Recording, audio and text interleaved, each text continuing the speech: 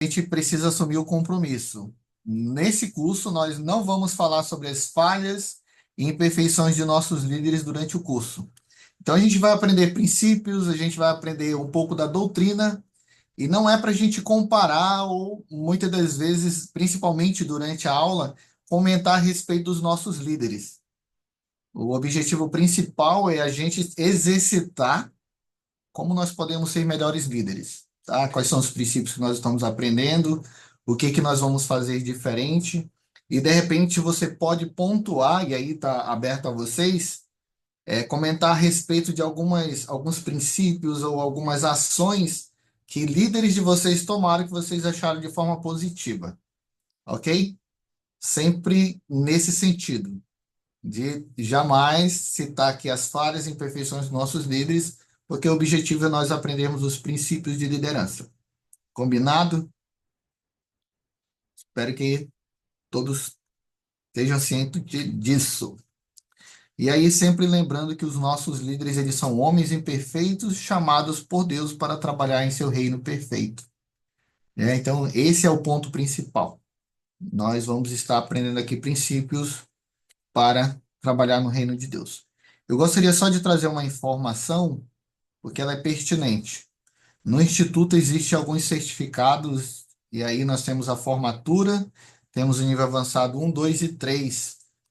E aí isso daqui eu vou estar passando no grupo para que vocês tenham ciência. Se você quiser saber quantos créditos você tem, quantos faltas, aí o Anderson ele pode nos ajudar nesse trabalho aí.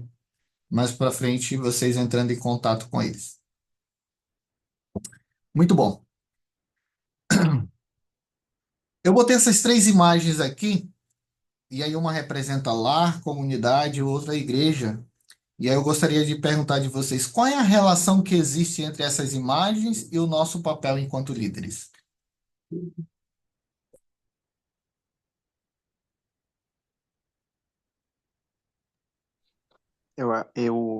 Boa noite, na verdade. Eu acredito que, como líder, a gente deva saber lidar com essas três sessões que a gente tem aí, da gente ser um exemplo, na verdade, nelas três. Ser um exemplo em nosso lar, na comunidade e na igreja. Muito bom, Dani. Muito bom. Alguém mais? Alguém gostaria de complementar ou ter seu outro comentário? Presidente Messias, eu acredito que a nossa situação no lar e na comunidade, né? Se nós estamos bem em casa e na comunidade, com certeza pode influenciar o nosso serviço na igreja, né? Se a gente presta um bom serviço na comunidade e faz o nosso papel no lar, a gente vai estar capacitado para prestar um bom serviço na igreja. Esse é um ponto fundamental quando a gente fala de liderança. É impossível nós sermos bons líderes na igreja e nós sermos ruins no lar e na comunidade. Quando eu falo ruins, não é no sentido de nós sermos péssimos como pessoa, mas o papel enquanto líder, ele se estende muito entre lar, comunidade e igreja.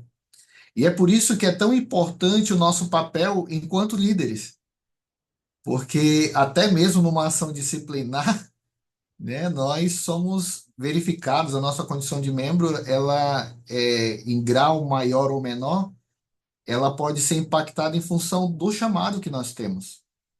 E aí o impacto que precisa existir é lar, comunidade e igreja. Então, isso é fundamental. E eu tenho uma perguntinha para vocês com base nisso. O que é esperado de um bom líder, na visão de vocês?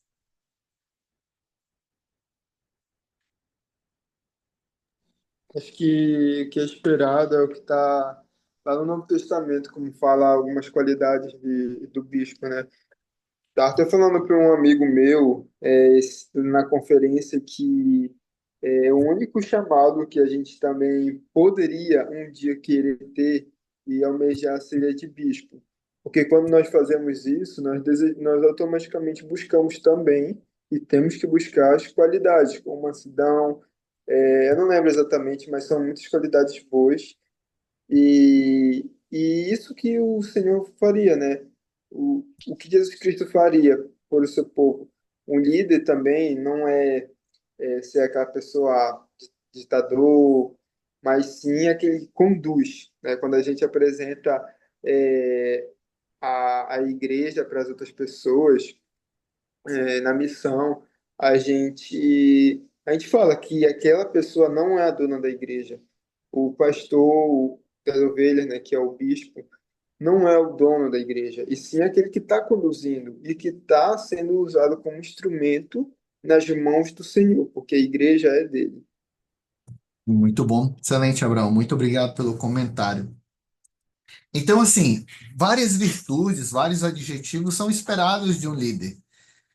Mas o que que determina, então, se um líder ele é bom ou não? Se de repente ele atende, vamos dizer, esses atributos, ele atende, esses requisitos ou não?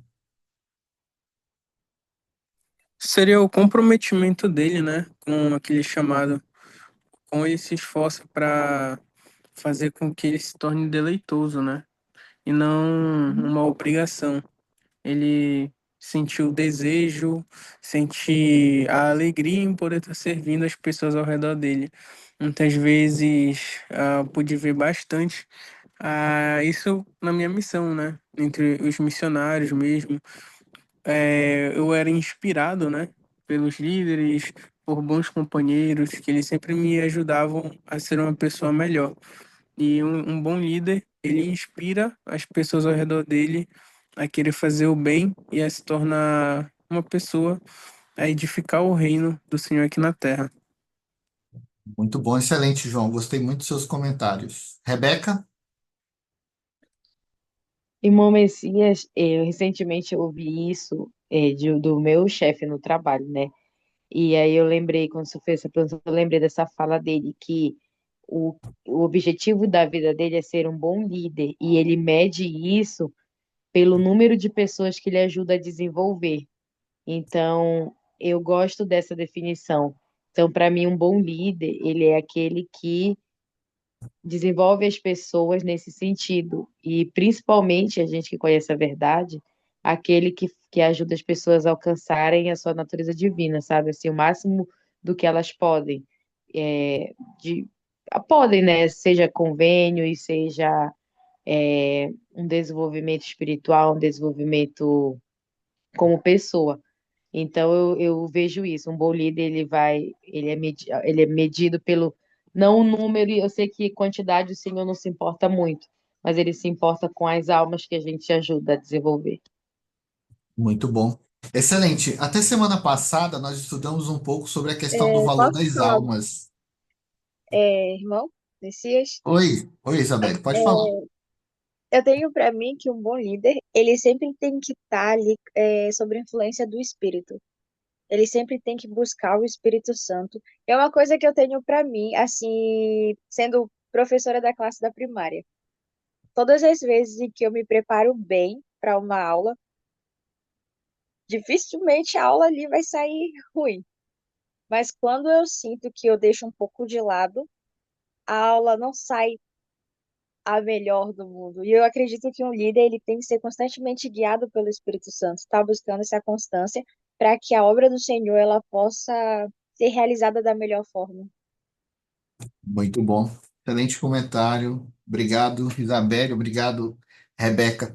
Então, inclusive a Rebeca já teceu alguns comentários, né, sobre o papel que o líder tem. Influenciar pessoas, modificar vidas, até muitas das vezes ditar comportamento. Mas o importante um fator importante enquanto líderes é a gente sempre frisar pelo que nós aprendemos lá em Doutrina e Convênio 18:10, de que o valor das almas é grande à vista de Deus. Então, isso é interessante. Não há líder sem liderado. É impossível isso acontecer. Um líder, ele vai influenciar mesmo que seja somente uma pessoa, mas ainda assim é pessoas. Então, o líder, ele não lidera processos, ele não lidera, vamos dizer assim, ele não lidera produtos, né? Produtos e processos. Aí a gente tem uma pessoa que trabalha com isso, mas quem já trabalha na indústria sabe mais ou menos a relação entre processo e produto.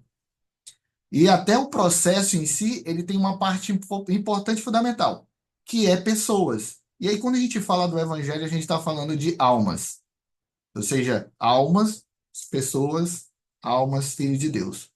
Então, é importante a gente lembrar que, enquanto líderes, nós precisamos ter essa visão de que a gente trabalha com almas, a gente trabalha com filhos de Deus. E ter essa visão a respeito, da pessoa vai fazer toda a diferença no processo de liderar, né? Então, muitas das vezes nós achamos que lideramos organizações, que nós lideramos aulas, e isso não é verdade. Nós lideramos, no final de tudo, pessoas, porque pessoas é o que forma a igreja. Os filhos de Deus compõem o que nós conhecemos como igreja, porque se não houvesse pessoas, não haveria igreja. Então, esse é o ponto principal quando nós falamos sobre liderança. Dentro de tudo que nós vimos até agora, alguém gostaria de tecer algum comentário ou fazer alguma pergunta?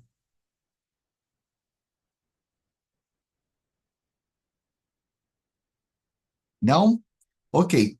Então a gente vai ver três conceitos que vai nos ajudar nesse processo a nos tornarmos líderes melhores. Três conceitos.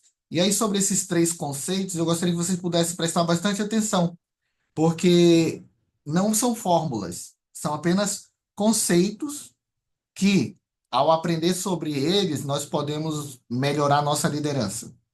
Podemos melhorar enquanto líderes. Ok? Então, deixa eu compartilhar com vocês novamente. Lá em Salmos, a gente aprende o primeiro conceito. Salmos 8, versículo 4. Quem pode ler para a gente? Um voluntário para ler. Eu posso. Vai lá, Daniel. O que é um homem mortal para que te lembres dele, e o filho do homem para que o visites?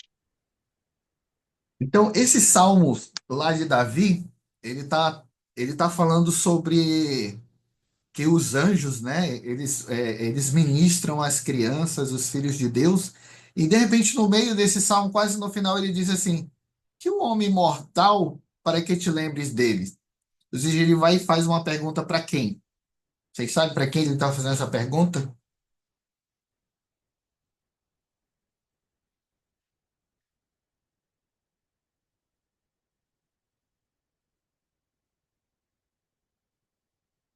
Ele está fazendo uma pergunta para ele mesmo. Só que ele está indagando ao Senhor ao mesmo tempo. Ele está dizendo: quem é o homem mortal para que te lembres dele? O Senhor, por que tu lembra dos homens se nós somos mortais? E o filho do homem para que o visites. Então, por que você visita os homens? Por que você se lembra dos homens? E aí, algo interessante a gente se perguntar é que existem duas visões a respeito do homem. E aí eu gostaria de perguntar de vocês, sem ter uma resposta certa nesse primeiro momento. Mas segundo os homens, quem são os homens?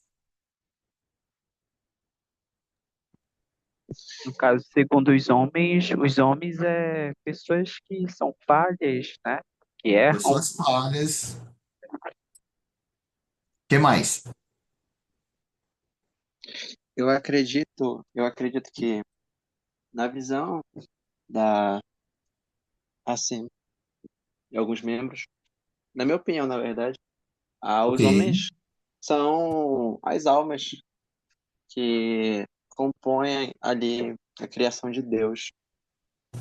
Ah, muito bom. Então, essa visão que você passou, Daniel, ela está entre a visão dos homens ou a visão segundo Deus? A visão dos homens, porque eu sou um homem. Mas é interessante. Quando você cita a divindade do homem, você está falando de um conceito que? Um conceito cristão. Mas vamos lá. O que seria um conceito segundo os homens? Quem aí lembra da, da evolução? Ou quem lembra da filosofia? O que é o homem segundo a filosofia? Ah, tá, agora me clareou a mente. O Ah, homem então é vai lá. o homem de acordo com a biologia, né? É somente uma espécie uma espécie de animal que evoluiu ali há muitos anos atrás, né? De um parente em comum com os primatas. Diz que eles, né? Muito bom, você deu uma definição muito boa e normalmente essa tese ela é sustentada para que a gente se não tenha a visão de quê? A visão segundo as escrituras, segundo a doutrina. E isso é muito interessante, porque quando a gente tem essa visão segundo os homens, a gente não consegue enxergar o quê?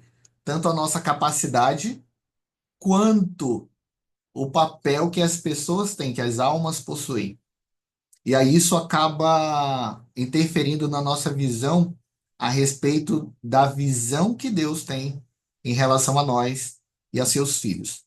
Certo? Eu separei aqui três escrituras que ilustram muito bem a visão de Deus, segundo, a visão de Deus para conosco, para com os homens.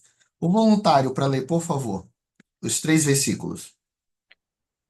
Sendo, pois, geração de Deus, não havemos de pensar que a divindade seja semelhante ao ouro, ou à prata, ou à pedra esculpida por artifício e imaginação dos homens. Um só Deus é Pai de todos, o qual é sobre todos e por todos e em todos. Também, na verdade, tivemos nossos pais segundo a carne, para nos corrigir e os reverenciarmos. Não nos sujeitaremos muito mais ao Pai dos Espíritos para vivermos. Muito bom. E o que que nós podemos aprender a respeito, então, da visão que Deus tem para nós, para conosco, de acordo com esses versículos?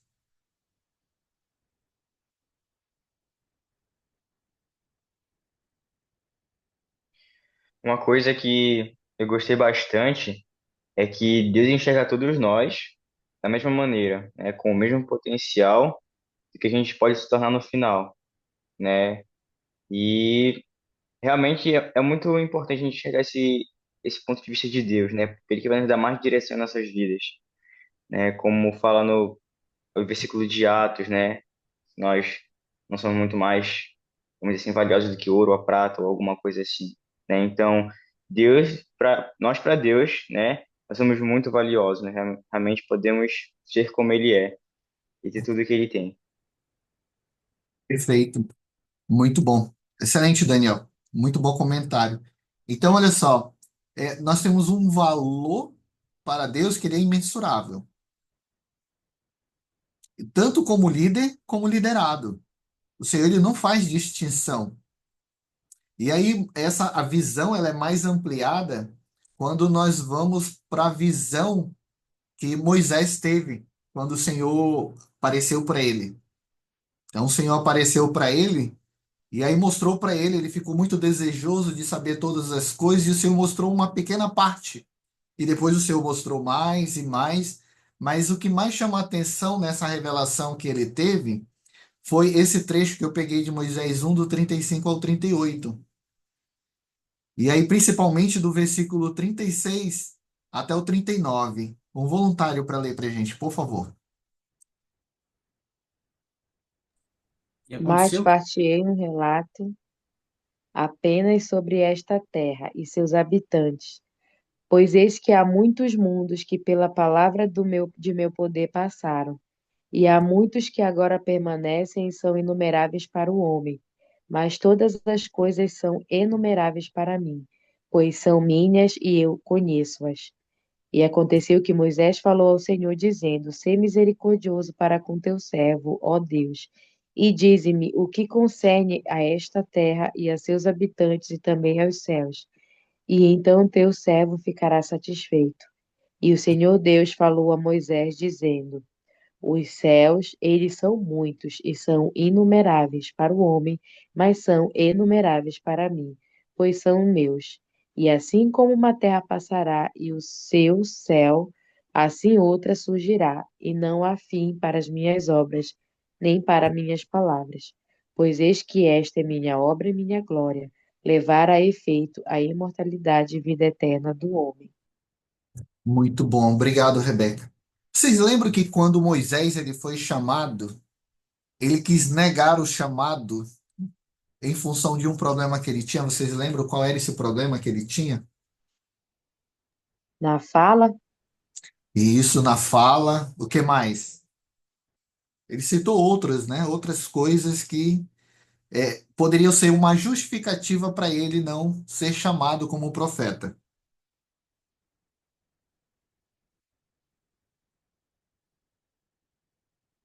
Vocês lembram quais eram as outras coisas além da fala? Tipo assim, ele era uma pessoa que as pessoas gostavam muito. Ele era bem visto, ele falava bem. não, não. Então, ele botou algumas justificativas para que o Senhor não o chamasse. Porém, o Senhor ele começou a mostrar todas essas coisas para ele, para Moisés. Aí eu pergunto para vocês: vocês acreditam que de alguma forma essa visão, de acordo com esse relato que nós temos aqui, ele fez alguma diferença? Ele ajudou a capacitar Moisés para que ele se tornasse um grande profeta como ele se tornou?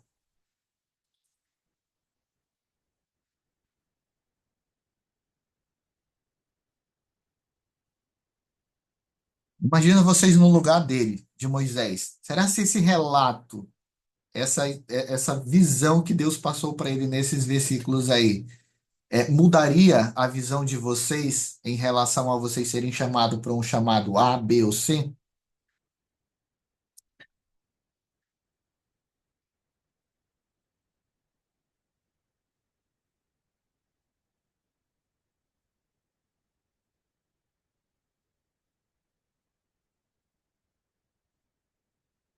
E que verdade vocês veem nesses versículos aí que podem ajudar vocês a serem líderes melhores?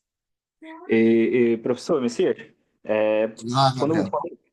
sim, quando Moisés ele foi chamado, eu não entendi, às vezes quando acontece conosco também, a gente não entende a magnitude daquilo que o Senhor está nos propondo. E eu comparo isso com esse versículo que Moisés, o Senhor ele mostrou para ele muitas coisas. Ele mostrou o princípio, mostrou todas as coisas que como funcionam. Então Moisés entendeu a partir daquele momento, e nós podemos entender também, que o Senhor ele tem um domínio sobre tudo.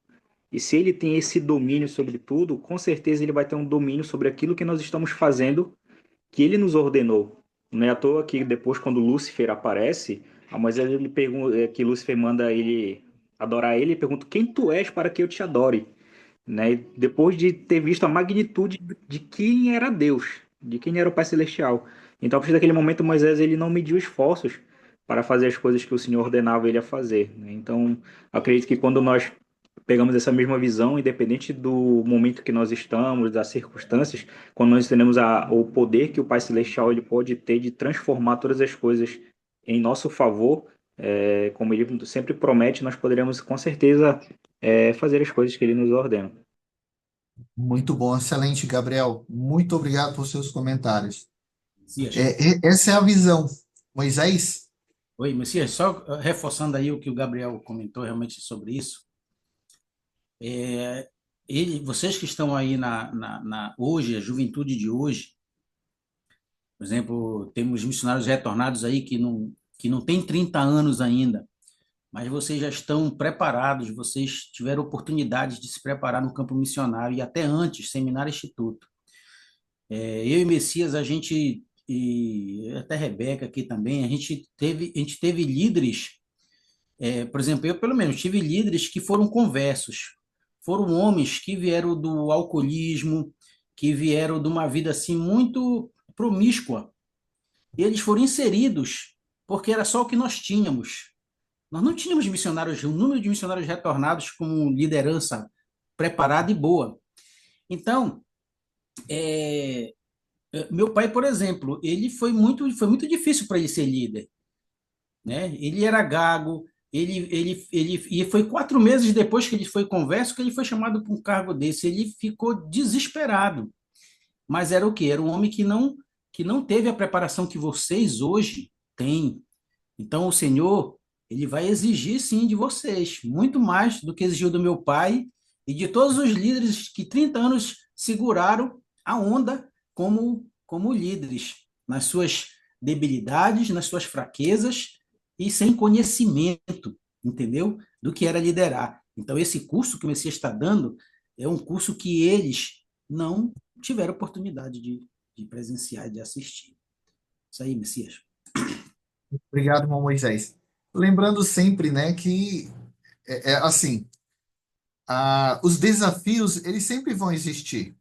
Talvez hoje a gente esteja vivendo um momento em que provavelmente os nossos líderes recebem muito mais não para servir do que, vamos dizer assim, os líderes passados recebiam.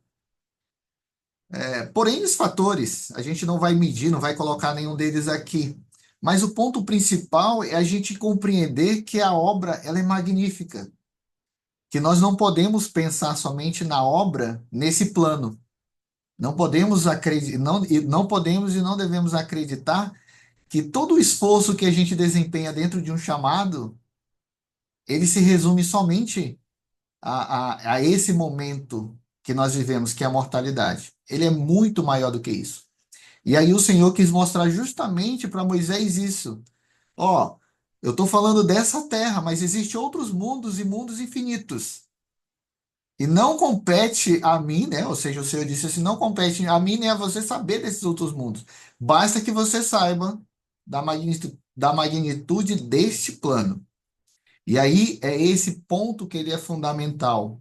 Quando nós pensamos aí no primeiro conceito, nós precisamos entender que nós temos um potencial divino e que esse potencial divino ele nos qualifica para o trabalho. Independente se eu estou mais ou menos preparado. Eu até sorri um pouco quando nós tivemos um comentário, o comentário do Abraão sobre um chamado, almejar um chamado, né? Eu lembro que quando eu fui chamado como bispo, eu não queria de jeito nenhum, porque eu sei o que o bispo passa. Eu sei o que a família do bispo sofre, eu sei o quanto a esposa do bispo sofre. Eu não queria. Porém, né, eu fiz um convênio no templo com o Senhor de dizer sim a partir daquele instante e consagrar minha vida, meu tempo, meus talentos, tudo para a obra do Senhor. E aí, isso que torna, vamos dizer assim, o trabalho de líder desafiador e, ao mesmo tempo, a gente sabe que não está sozinho. Foi isso que o Senhor mostrou para Moisés: ó, tu não vai estar sozinho. Essa obra é minha. Então, o primeiro conceito que a gente precisa ter em mente é que nós temos um potencial divino e essa obra não é nossa. Ela é do Senhor. E aí, quando a gente pensa nesse conceito, a gente vai para o segundo conceito, que ele é muito interessante.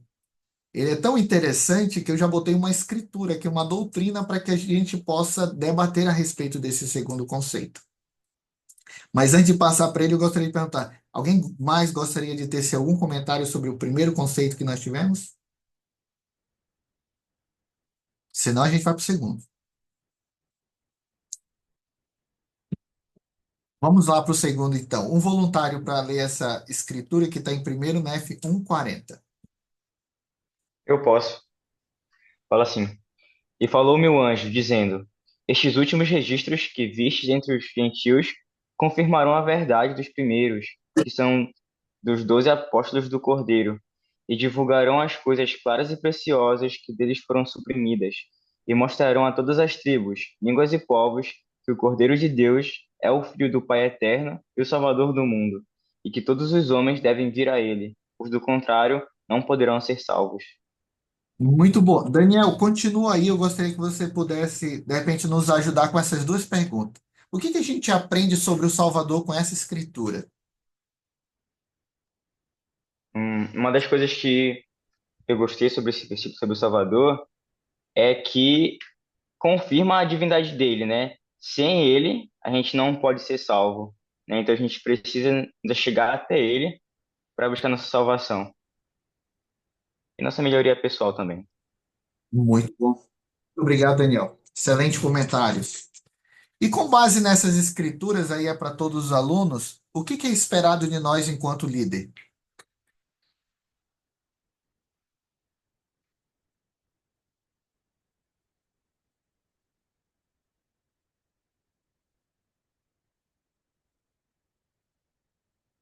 Vou comentar de novo, tá? O que eu entendi.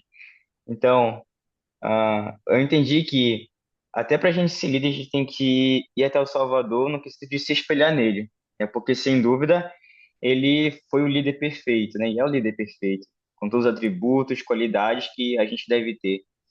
E mais ainda, né? Como nós não somos perfeitos, nós precisamos buscar pela graça dele, né? Que vem da expiação dele, que a gente possa adquirir os atributos necessários para sermos líderes, né? Adquirir as qualidades que ele tinha. Então, a gente só consegue isso, né? Por meio da graça dele, nós chegando mais a ele e pedindo a ajuda dele para isso. Muito bom. Excelente. A gente precisa compreender que esse segundo conceito é que mostra que Jesus Cristo ele é o nosso Salvador. E aí, quando a gente fala dessa questão de ser o Salvador, a gente entende que ele é o centro de tudo.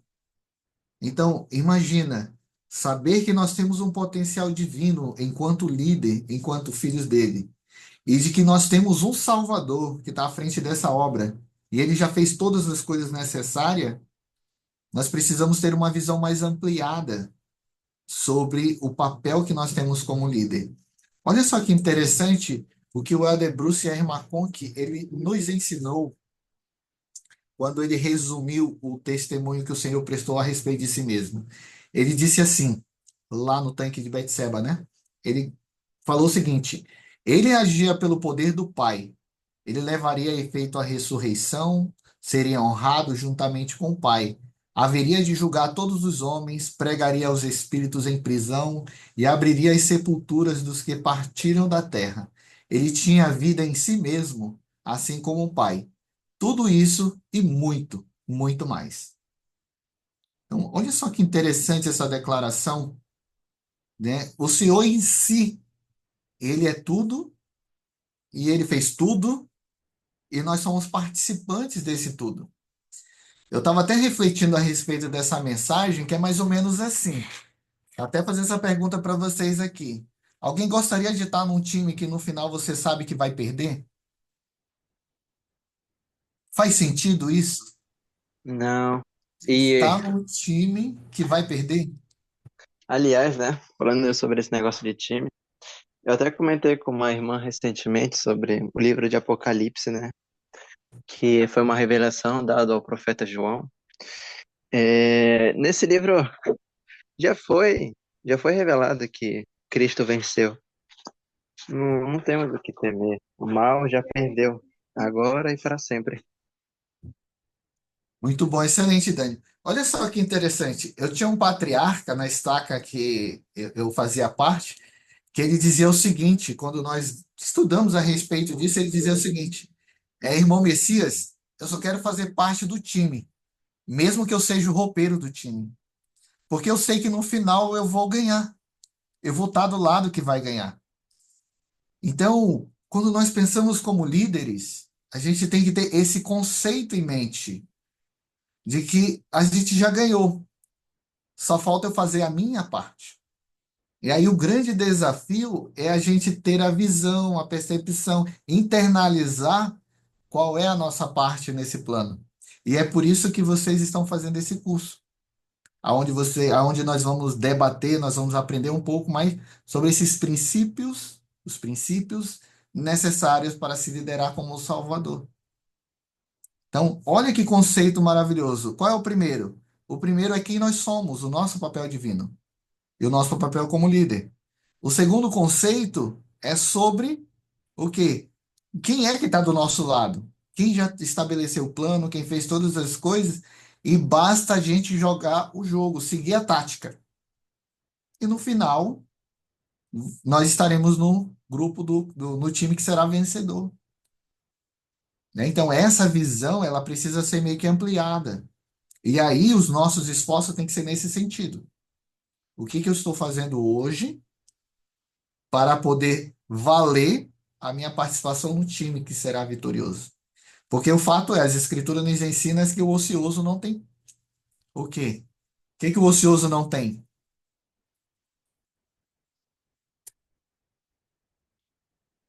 O ocioso tem parte desse trabalho? O que o ocioso não tem? Ou ansioso? Vamos lá. O ocioso tem parte nesse grandioso plano ou não tem? Ele está no time dos Não, vencedores ou dos perdedores? ele não faz parte, já que ele não participa. Perfeito. Esse é o ponto fundamental. E aí a gente precisa entender que dentro do reino do Senhor não existe área neutra. Não tem os indecisos. Ou você está ou não está com o Senhor. Ou você participa ativamente da obra ou não participa. E se você participa, você está do lado que no final das contas vai vencer. E aí é por isso que o Senhor ele traçou todo um plano para que no final do jogo a gente ganhasse. Mas aí vem o terceiro conceito fundamental para que a gente possa melhorar e ter uma visão e uma percepção de líder melhor. E aí eu tenho uma imagem aqui e uma pergunta para vocês, né? A pergunta é: o que que essa imagem ela sugere quando nós pensamos em nos líderes, quando nós pensamos nas pessoas? O que que essa imagem sugere?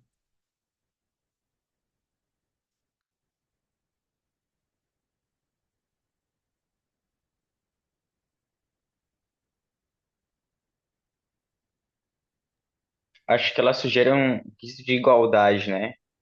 No mesmo Igualdade. patamar. Muito bom, Daniel.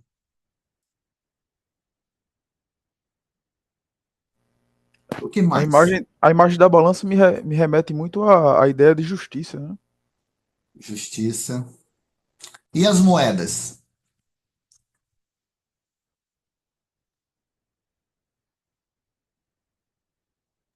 Ofertas? Ofertas? Boa, Rebeca. Mas imagina que essas moedas sejam pessoas e imagina que essa balança ela precisa estar equilibrada e que os líderes são os que seguram essa balança. O que que remete para gente? O que que traz? Qual é o conceito que vem à mente de vocês? Eu busquei essa escritura, Mateus 7,12. Posso lê-la? Pode sim. Vai lá, Dani. Vejam só. Portanto, tudo o que vós quereis que os homens vos façam, fazei-o também vós a eles, porque esta é a lei e os profetas. Muito bom. E o que que nós podemos pegar dessa escritura e essa imagem e podemos aplicar em nossas vidas? Podemos absorver para nossas vidas? Bem, agora que o Senhor deu a luz da mão, que é, por exemplo, a mão do líder, as moedas são as almas. O líder dita o que as almas têm que fazer, certo?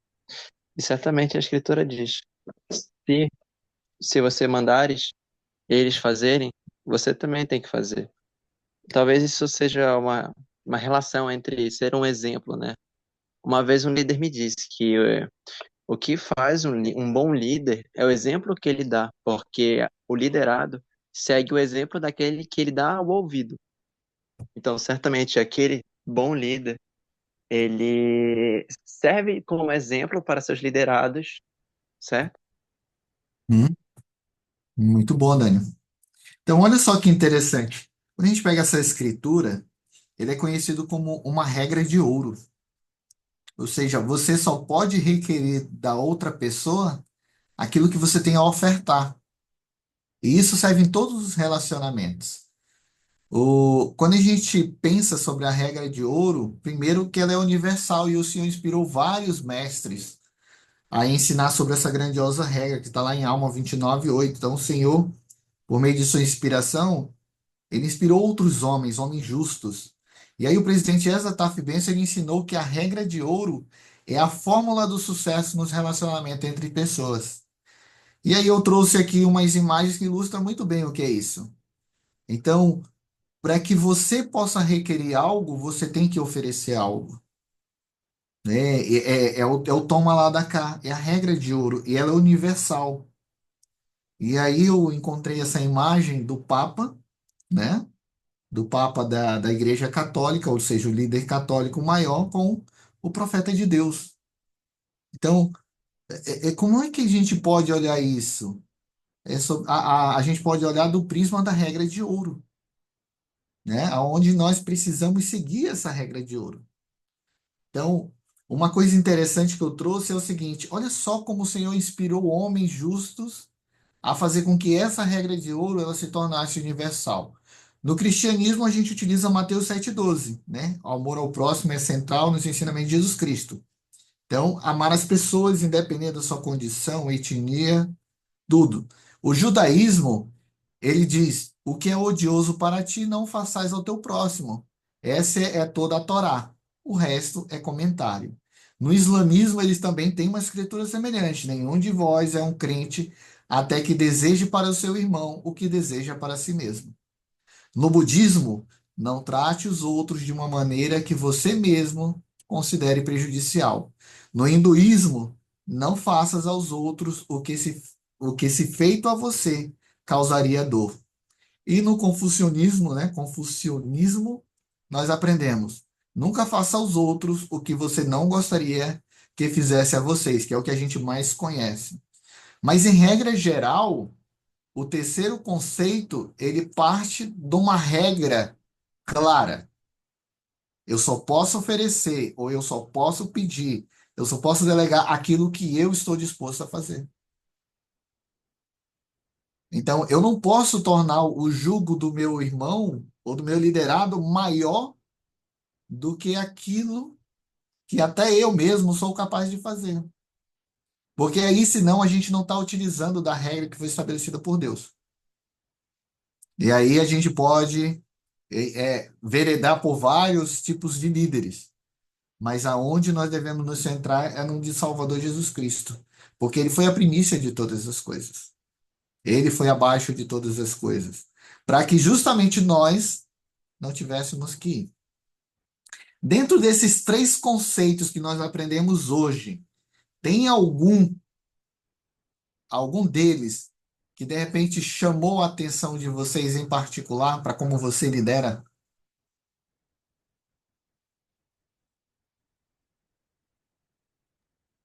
Eu, particularmente, me chamou a atenção, Messias, o último, né, a regra de ouro, porque tenho pensado até em, em aplicar isso, né, não somente na igreja, mas em tudo que a gente lidera aí, enfim, pela vida.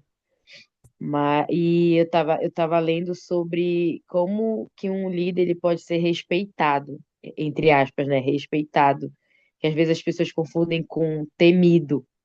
E uma das coisas é essa, é que você, em outras palavras, né, que você cumpra aquilo que você fala, que você pratique aquilo que você cobra a prática, e isso no dia a dia é facilmente perdido, porque o líder, às vezes, ele, na situação de domínio, né, de controle, ele, ele delega mais do que faz, enfim, é, é muito fácil se distrair dessa regra de ouro, porque tem momentos que suportar, né, como o senhor falou aí, né, você só pode depositar aquilo que também você consegue carregar, né, vamos dizer assim.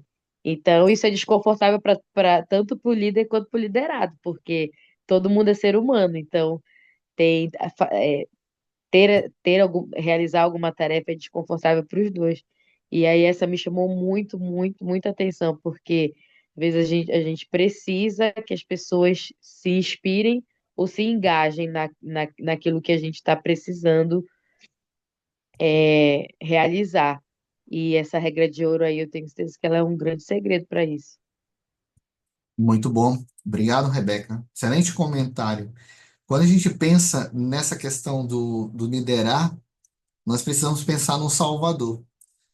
Vocês conseguiram visualizar alguma experiência na vida do Salvador que retrate muito bem esses três conceitos na prática? Alguma parte da vida do Salvador?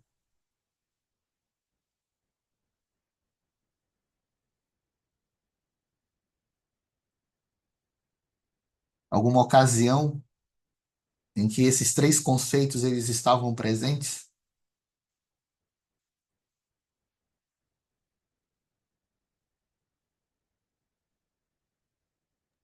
eu me recordei, quando a gente falou dessa regra de ouro, eu me recordei que o Salvador, ele ministrou os seus discípulos, ele os serviu. Por mais que ele fosse ali o líder da igreja, ele também demonstrou serviço aos seus discípulos. Eu acredito que isso foi para que eles soubessem também que exemplo seguir para ministrar outras pessoas. Muito bom. Muito obrigado, Isabelle. E aí, se a gente for pegar a vida do Salvador, todo ato de bondade, até os milagres que ele realizou, todos eles estão inseridos diretamente nesses três conceitos, né? Primeiro, ele conhecia a sua identidade, ele sabia desde cedo que ele era o filho de Deus e que ele tinha uma obra para se realizar. Ele também sabia que ele era o Salvador do mundo e todas as coisas dependiam exclusivamente dele e ele se submeteu a essas coisas.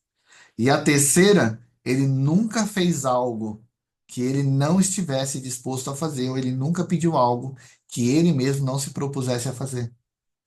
Então, é por isso que ele é o nosso exemplo perfeito. É, eu tenho aqui um resumo rápido, mas não é bem um resumo. É algo que eu extraí do manual, que eu achei muito interessante. Diz o seguinte: o líder precisa ser capaz de ter uma visão do trabalho. Então, assim, nós, enquanto líderes, a gente precisa ter uma visão ampliada. E aí diz o seguinte: não havendo profecia, ou seja, visão, o povo perece. Tampouco realiza o trabalho. Não tem o desejo de trabalhar, inevitavelmente acabam atrapalhando em vez de ajudar. De modo semelhante, o líder sem visão limita drasticamente a sua eficácia. Já que a visão é tão importante, como é que a adquirimos? Aqueles que possuem visão têm muita coisa em comum. Eles veem um trabalho por inteiro. Eles visualizam o que precisa acontecer para alcançar os resultados desejados. Eles pensam em todos os seus recursos, potenciais e capacidade como um todo. Eles veem dentro de sua mente que coisa maravilhosa e magnífica poderiam acontecer se toda a força de trabalho fosse mobilizada em conjunto. Ele se põe a trabalhar para atingir seus objetivos. Ele tem a capacidade de transmitir sua visão aos que estão ao redor de modo convincente, de modo que os outros também adotem essa visão. Eles veem o que estão fazendo como uma causa e não como um projeto. Os líderes religiosos sentem a mão divina, auxiliando o seu trabalho. Imaginem comigo a magnitude da causa da qual estamos engajados. Recebemos as chaves, o sacerdócio e o programa da maior causa em toda a eternidade. Somente nós, de todos os filhos de Deus, possuímos as chaves do conhecimento, da exaltação, da salvação e da exaltação. Então, olha a magnitude do trabalho, olha o que é esperado de nós enquanto líderes, ter visão. Visão do início, meio e fim, visão dos recursos. Quando a gente pensa no evangelho, aí a gente acaba sempre levando para o mundo corporativo, né? Normalmente não é isso, para o trabalho, mas dentro do evangelho acontece da mesma forma. Pergunto para vocês, dentro de tudo que nós vimos até agora, a gente sabe que o nosso líder ideal é o Salvador Jesus Cristo, que a qualidade nos torna um líder assim, né? Então, absorvendo as qualidades do Senhor. Mas eu pergunto de vocês, além de um coração desejoso, o que mais nós precisamos ter para nos tornar bons líderes?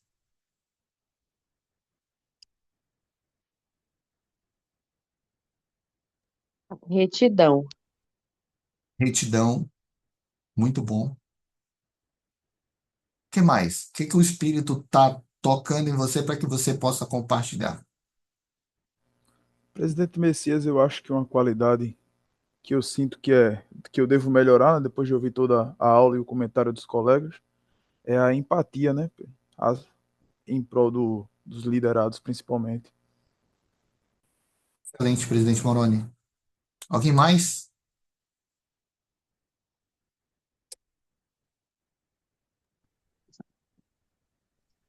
Eu diria a empatia também e a paciência.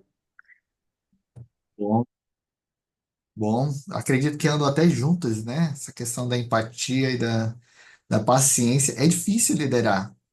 É difícil mobilizar pessoas, é difícil ensinar as pessoas para que elas possam se engajar nesse trabalho. Excelente comentário. Alguém mais? No caso, Acredito que. Oh, pode falar. pode falar primeiro. Vai, Daniel e depois o Neto. Ok. Eu acredito que determinação é algo muito importante para um líder, porque certamente na vida de um líder ocorrerão muitas vezes decepções, quebras de expectativa, porque o homem é imperfeito. Coisas acontecerão, mas é necessário que a nossa fé seja muito grande para suportar todos esses problemas e ainda assim conseguir soluções. Perfeito. E é importante dentro desse seu comentário, Dani, é que a gente sabe que a obra tem que entender que a obra é dele. E ele vai lhe ajudar a encontrar soluções. Às vezes nós queremos encontrar soluções por nós mesmos e esquecemos que essa obra não é nossa, é do Senhor. Mas muito bom comentário. Neto? Então, eu diria que devemos conhecer cada pessoa e poder servir e ministrar cada uma segundo a sua necessidade. Bom, aí entra o conceito que a gente está aprendendo constantemente, é o servir um a um, é entender as expectativas um a um, é entender as necessidades um a um. Esse talvez seja o maior desafio enquanto líder, porque são interesses, necessidades, características, jeito diferente, quando a gente pensa no um a um. Gabriel,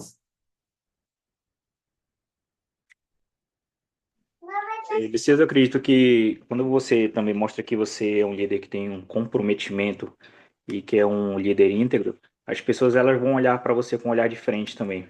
Porque ela vai ver que você não muda, aquele é o seu jeito, no sentido de liderança, numa conduta boa, e que também você tem um comprometimento com aquelas pessoas, que você tem um comprometimento não somente ali no domingo ou enquanto fala a elas, mas que você tem aquele comprometimento todos os dias da semana com o seu chamado, com a sua liderança e com aquelas pessoas. E quando elas percebem esse comprometimento e vê que você não é somente aquela pessoa que está no padrão domingo sentado na igreja, mas que você é íntegro em todos os seus aspectos da sua vida, elas vão se sentir inspiradas por você. E, consequentemente, elas vão te dar mais apoio, vão, vão seguir você no caminho que você trilhar ou no caminho que você se inspirar elas a fazer. muito bom, Gabriel. É só a gente entender que o Senhor, as pessoas o seguiam, não era o Senhor que seguia as pessoas. Então, mesmo com fome, mesmo com sede, as pessoas iam até ele, as pessoas o seguiam. E quando a gente consegue mostrar para o líder, ou aliás, para o liderado, que nós nos sujeitamos à vontade de Deus, eles também estão dispostos a se sujeitar. Nós precisamos ser um reflexo do Salvador. Quando a gente pensa nessa doutrina, a gente precisa lembrar do que ele ensinou para os apóstolos nas Américas, que está lá em 3º Nef 27:27. Quando ele mesmo indaga para eles, né? Eles estavam atordoados lá e ele disse assim: calma, uma coisa eu gostaria de dizer, que tipo de homens devereis ser? Aí ele diz: devereis ser como eu sou. Então, as pessoas não devem seguir vocês, elas devem seguir a mim, mas vocês precisam mostrar o caminho. Então, enquanto líderes, a gente precisa mostrar o caminho para o povo. O meu desafio para vocês ao final dessa aula é o seguinte: é vocês anotarem, estabelecerem uma meta. O que eu vou começar a fazer hoje para ser o líder que o Senhor espera que eu seja? O que eu farei hoje para ser o líder que o Senhor espera que eu seja? E não para o líder que você idealiza, tá? Mas ao que o Senhor quer que você seja. E aí é com essa pergunta, com esse desafio, que eu gostaria de prestar o meu testemunho para vocês. Essa é a obra de Deus. Ela não é nossa. Lembrem-se sempre, somos líderes imperfeitos trabalhando em uma obra perfeita. Tão perfeita que a gente sabe que no final quem ganha é ela. Quem vai ganhar, quem vai sair vencedora é essa obra.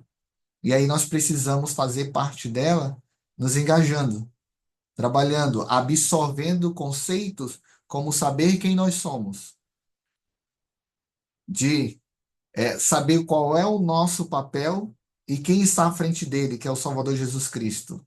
E que, por último, né, e não menos, utilizar da regra de ouro. Eu só posso requerer aquilo que eu estou disposto a fazer. Esses conceitos vai nos ajudar a nos aproximar cada vez mais do padrão que foi estabelecido pelo Salvador Jesus Cristo. Presto o testemunho dessa obra e deixo essa aula com vocês em nome de Jesus Cristo. Amém.